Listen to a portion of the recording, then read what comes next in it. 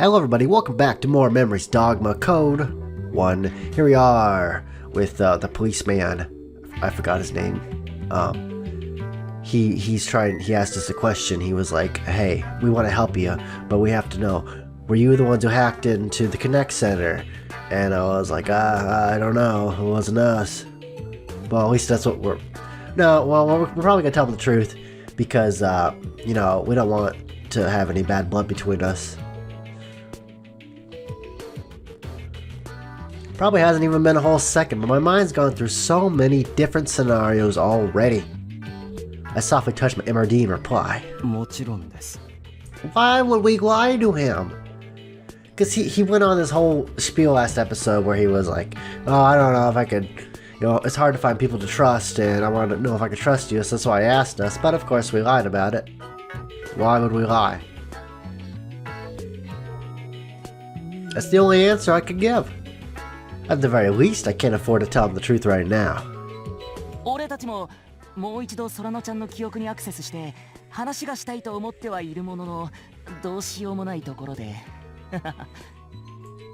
Kakeru backs me up, playing along with my lie.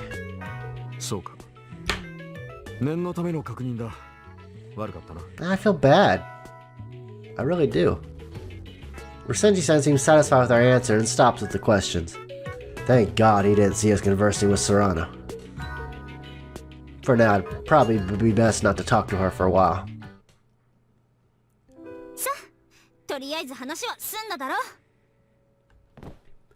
Akane suddenly throws a blanket at me.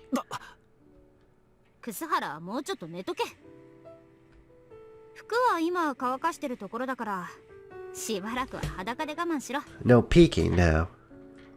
I look in the direction Akane's pointing to see my t-shirt hung up next to the mini kitchen. She must have washed it to get rid of all the blood that got splattered on it from my fight with that guy.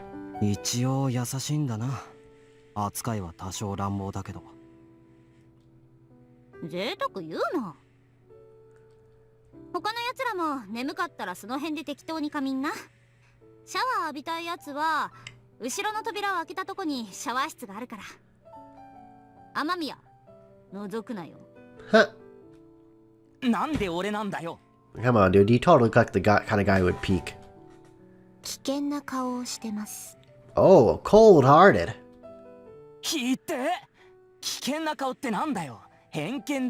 Well, if anything, Emma's the one who looks dangerous. That stoic, unmoving face. You don't know what she's thinking. She kind of reminds me of,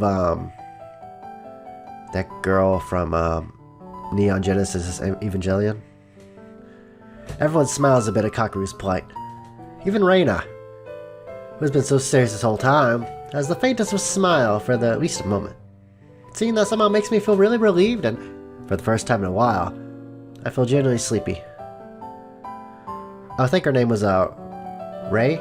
I think was the name of that girl from the Neon Genesis. Oh, that's such a good series, you guys. If you haven't watched it, oh, you gotta watch it. It's a really good show. The moment I lay back down on the sofa, I could feel the strength leaving my body. Okay. Then without Akane even getting up. Nice. She got the clapper. The lights just turn off. Akane's MRD probably has a control system for this truck on it too. The moment the lights go off, the whole truck falls silent. After a while, you can hear the steady breathing of sleeping people. Everyone's had a rough day.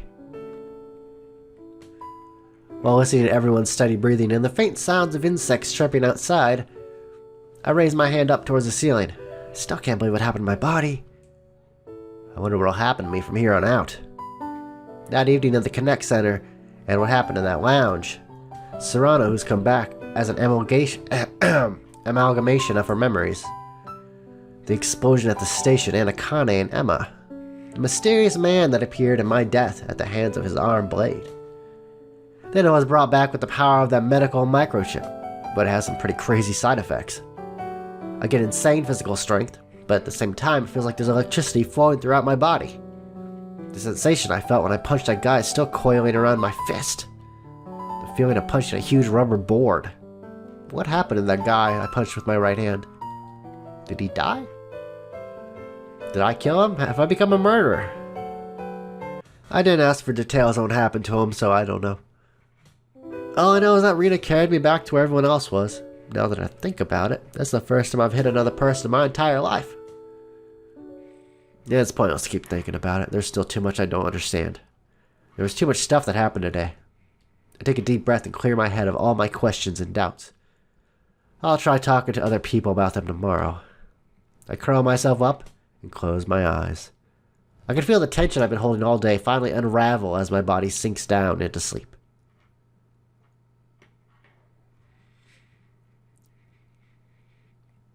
It's so bright. Is that the end of the game? No, not even close, probably. As I open my eyes, I instantly squint at the bright light that assails me.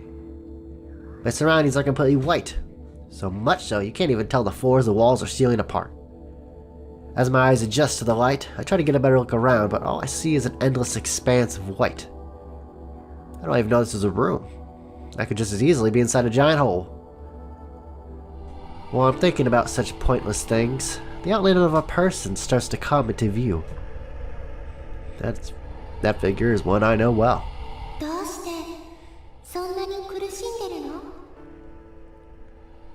That voice is one I know well, too. The figure doesn't appear to possess any physical form. It's more like an amalgamation of millions of tiny particles. Countless number of particles colliding with each other, creating new particles, and in the process of it all, forming into the shape of a person.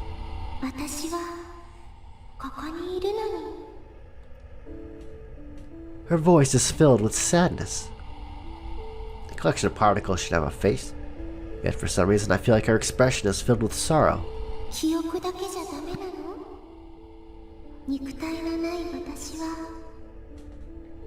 Now her voice is tinged with irritation. I felt as if she's not just asking me, but herself as well.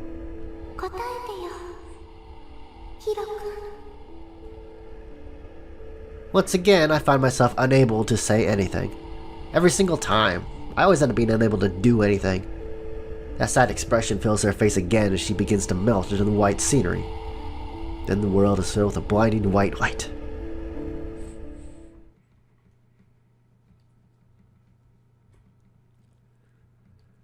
Giving into the brightness of the sun, I open my eyes and see the morning light pouring through the window. Well, it's not really a window, it's actually like a LCD screen that's set to display kind of the outside temperature. Why it's not a window, I don't know. Looks like the truck is still stopped. It's 8:30. 10 a.m. Looks like I was asleep for quite a while. I try to move my body a little. The pain has lessened considerably. I can barely feel it now. I check my skin and see that I check my skin and see that the scrape I'd gotten on my chest when I'd fallen on the ground has been reduced to barely a visible mark.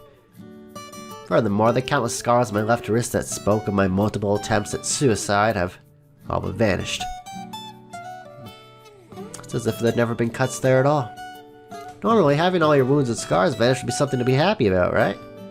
But, you know, to me, it feels like the attempts at getting closer to Saran are all being wiped away as if they'd never happened. Maybe it's a metaphor for a new beginning. With the lonely feeling that I've somehow been left behind, I look around the room. Oh yeah, didn't I kind of say there was a shower behind that door over there? I mean, even if the wounds have healed, I feel like I still smell of blood. I want to take a shower. Hopefully the water will wash away my fractured thoughts along with the dirt. I walk up to the door and pull it open only to see... Hello. Whoa. Hey, how you doing? Look at that. Yeah. Don't just walk into bathrooms without knocking first. Oh. My brain freezes, and I'm unable to comprehend the scene before me. Standing there like an idiot, unable to move.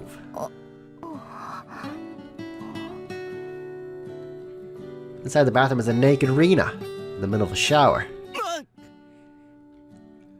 It takes me a moment for the pin to drop, but once she realizes what just happened, her expression slowly transforms into one of embarrassment.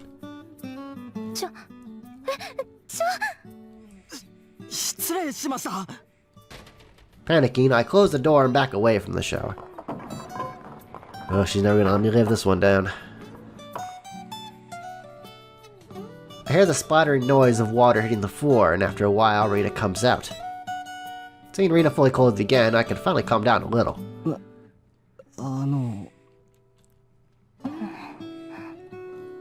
You mean to tell me we didn't hear the shower going?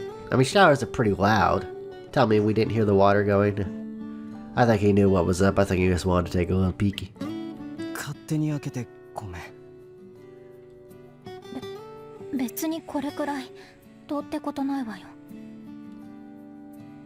So she says, but she's clearly avoiding eye contact, as anyone probably would.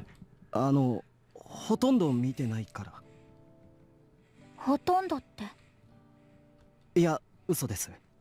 okay, that's a lie. I saw everything. Shut up! Rina's face goes beet red, and she puts a hand to my lips to stop me from going any further.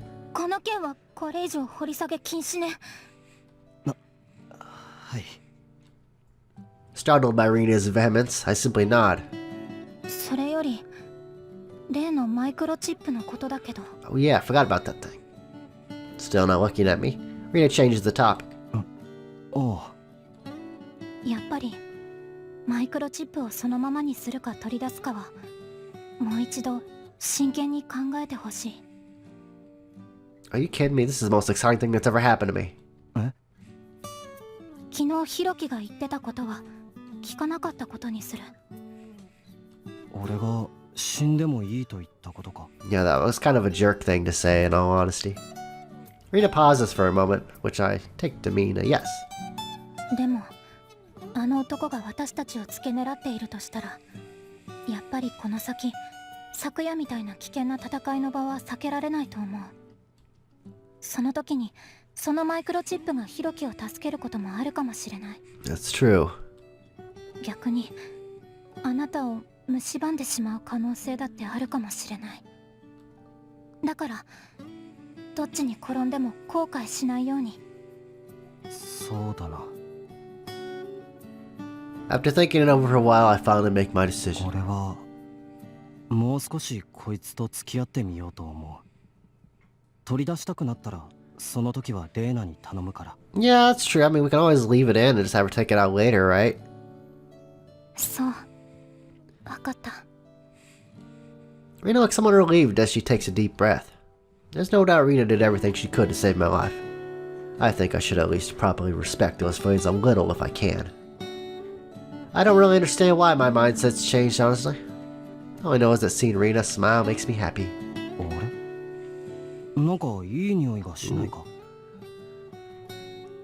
I noticed a very delicious smell wafting out of the kitchen. 誰か料理でもしてるのか？はいはい、僕ですよ。 Nice. Yonakura stepping up to the plate to cook us lunch. Yonakura is standing on the table. Table. Why did I say? Never mind. Standing in the kitchen holding a ladle. Not table. I'd been so focused on my conversation with Rina that I hadn't even noticed he was there. もうすぐご飯ができるから待っててよ。 Breakfast? It's 10 o'clock, man. まるで新妻のようなセリフですね。 Hey, shut up. I cook too. Does that mean I'm a housewife? No. I just enjoy cooking. Everyone should know how to cook at least on some basic level. One can only live on takeout for so long. As lured in by the smell, the rest of our group starts gathering around to see what's cooking.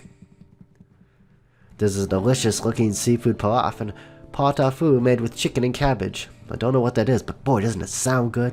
Sounds exotic. And you know it sounds pretty good. Anything exotic sounding is usually good. They both smell amazing. おお、すげえ！ヨネクラは料理上手なんだな。勝手に炊飯器と大鍋を使わせてもらったよ。大鍋なんてここにあったんですね。まあな。こうして役に立てたんだからいいじゃねえか。How big is this place? I mean, judging by this, at least the screenshot, this place looks kind of small. So it seems unlikely that you could do anything without getting noticed. Like, it seems kind of crazy to me. Like, how would they not know he's in there cooking? The kitchen's got to be tiny as hell. Connie looks away embarrassed, and everyone else lets out a chuckle. Looks like these two don't cook very often. 米倉、お前いい嫁になれるぞ。That's sexist, sir. I should have you fired. 本当ですか？まあ警部補の嫁はごめんですけどね。This is such sexist thinking. It's disgusting. 二人とも気持ち悪いこと言ってないで早く食べましょうよ。神崎、お前その手に持ってるアンパンの袋はなんだ？ Anpan is そっちの空 delicious. 気か？いいじゃないですか。こっちとそっちは別腹です。While the police officers joke around with each other, Rena looks at the pilaf curiously.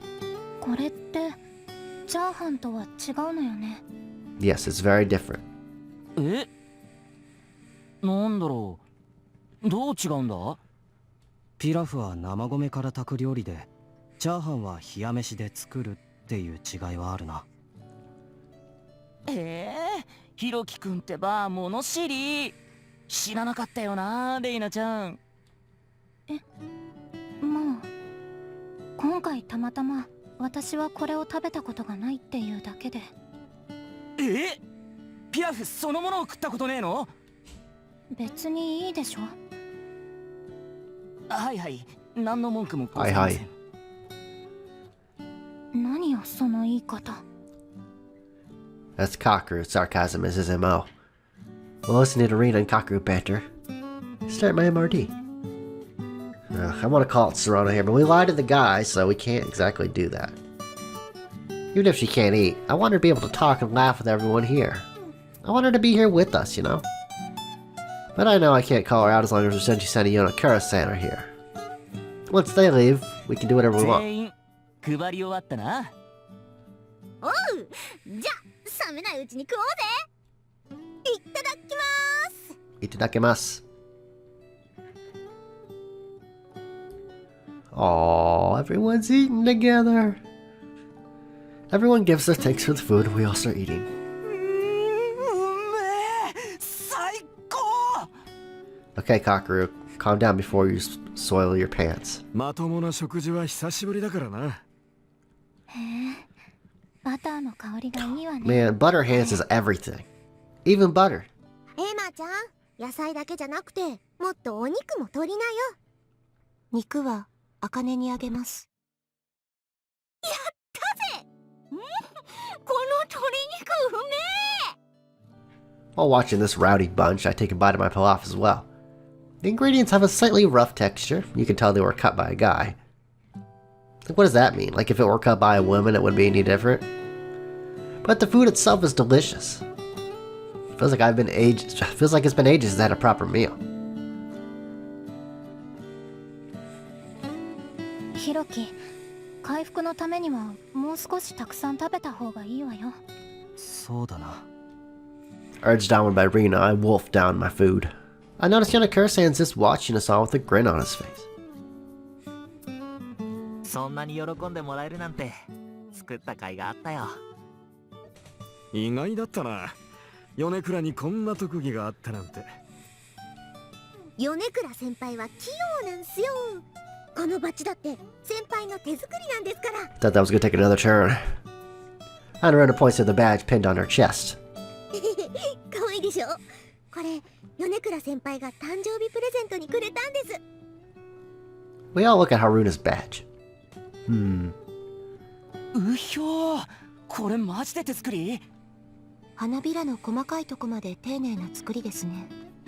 確かにハンドメイドとは思えない出来栄えね。こういうのをちょちょいって作っちゃうってすごいよね。 Well, and why is he a police detective? He should be in like crafts, doing crafts, like making and selling stuff. 師匠なんてこういうの一生無理っぽいですけど。An image of a well-met Risenji-san stooped over trying to sew something comes to mind, and I inadvertently snort with laughter. やばなすぎ。おいおい、草原くん。今何を想像したんだ？ Nothing. いえ、別に何も。君に取り調べをするまでもないがな。たく、失礼だな。 I know, kids are jerks. After seeing Risenji-san pout like that, we all have a laugh. A good, hearty laugh. なあ、草原。 Good light-hearted episode today. Kinda asked in a slightly formal manner. なんかさ、あんなに楽しそうなエマ、久しぶりに見たような気がする。え I was talking with Rena and Haruna right now. She looks the same as always to me, though. 楽しそうか。別に笑ったりとかしてないけど。 How can you tell she's having fun? She's not doing anything. いや、私にはわかるんだ。 Kinda gazes at Emma wistfully. これも草原のおかげだと思うから、一応礼を言っとく。 Well, I haven't really done anything, though. I still don't get what she's trying to say, but I'll accept it all the same. そうか。ならよかった。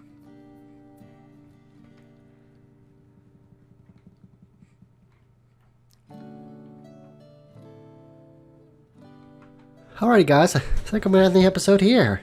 Nice, lighthearted episode, because it's all been serious last few times, and, it's good to have a little fun every now and again, so, yeah, that'll be it for this episode, and I will see you in tomorrow's episode. Take it easy, guys.